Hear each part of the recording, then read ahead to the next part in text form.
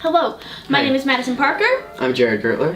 And we're gonna start reviewing the Farnsworth Invention. This show is about two people.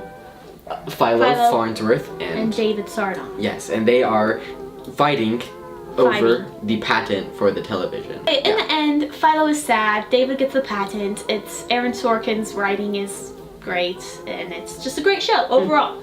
I concur. Let's talk about the acting of it. Okay. So starting off, Johnny Ruff. What do you think? Oh, Johnny Ruff. Johnny Ruff played Harlan Hahn, as well as he played another person in the courtroom. Yeah. We liked him. Yes. He was very versatile. Yes, the versatility. However, yes. I had some problems because I felt like even though he was doing good stuff with this show, I felt like he was really playing the jokes. Are you talking specifically about Harlan? Because other guys. I'm talking specifically about Harlan. That was his main character, I felt. Yeah. Overalls. Yes, overalls. Great costume choice. That was very good. I just felt like he was mainly playing the jokes of the show, which was a lower level of acting. It's not. Okay. He's doing it for the laughs. John's the evolution of his acting.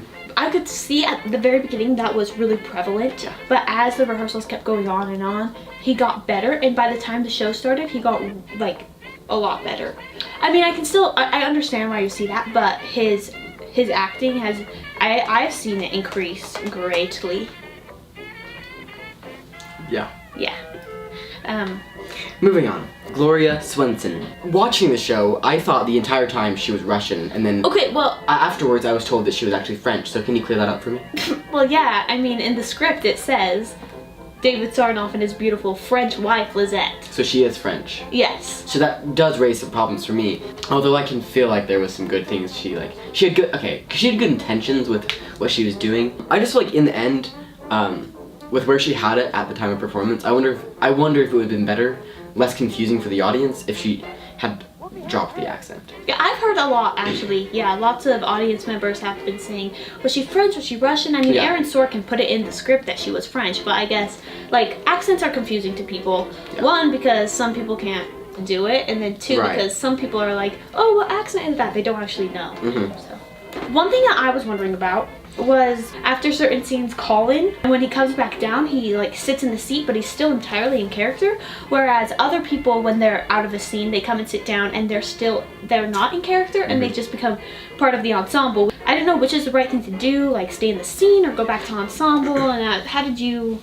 Well, to be honest, it didn't really bug me during the show. And it may have been because of where I was sitting, but it never really bugged me, like if they just became part of the ensemble, I was fine with that, but some characters, they stayed in character, and I could see why.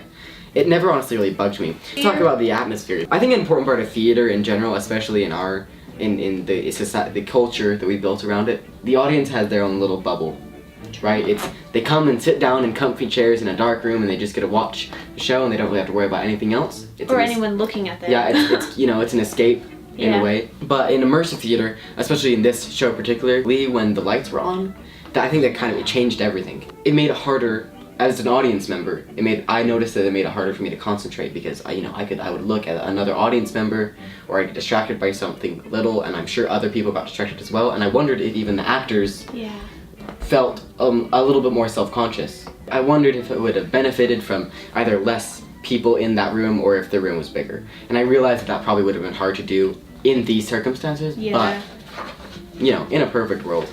Yeah, I mean, it's cool that they're finding new ways to do theater and involving the audience into the story. I think that's awesome. Yeah, I like the concept. The difference between like just having it on stage and having it just be this kind of Farnsworth immersive nature is that you can see every little thing that they're doing. I kind of compared it to film acting, which like you could zoom up on someone's face.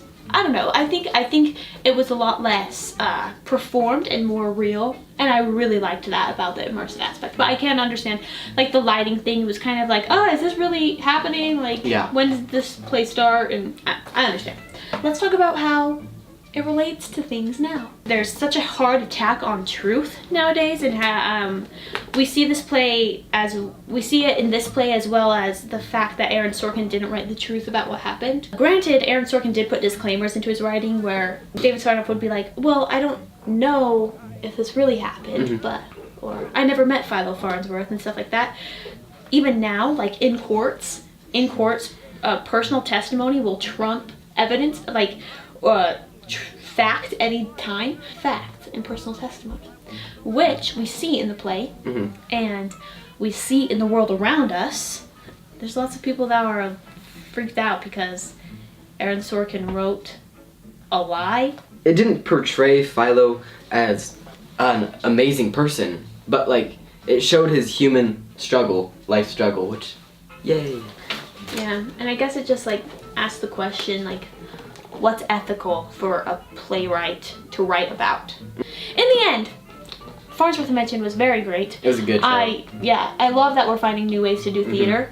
I don't think we'll see something like this very often, and it was a pleasure to be a part of it, and good to watch it. Yeah. I enjoyed it.